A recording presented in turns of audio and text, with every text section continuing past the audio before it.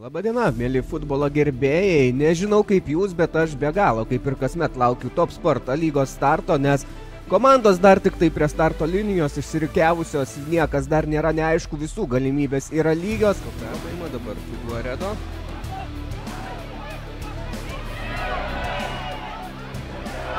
Pavojinga ataka. Ar pavyks įmušti įvartį? Ir taip, mušamas pirmasis rungtynių įvartis. Maksimas Andrejevas jį pelno.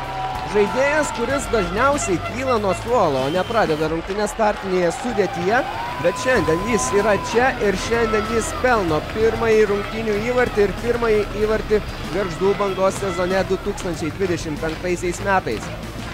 Sezono startas, bet Gargždų Bangos komandoje jų yra. Čia pavojinga ataka, smūgis. Ir tik tai sumaištis, bet pavyksta Gargždų Bangai apsiginti.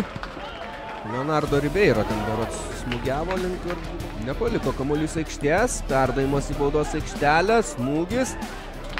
Ir ketvirtasis japonas Hegelman komandos istorijoje ir tolimas. Tai jau apšilę koją, žinosite kaip kas veikia ir galėsite. Vis tik Valdas Antužis atrodo žaidžia pakilęs kiek aukščiau. Kamuolys kirto vartų liniją.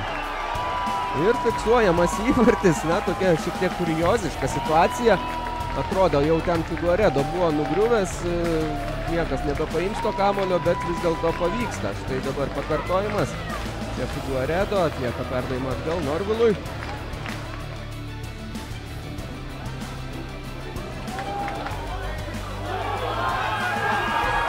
Čia vos nekrenta dar vienas rungtynių įvartį, jog didesnė dalis Gargždų. Čia pavojingas smūgis.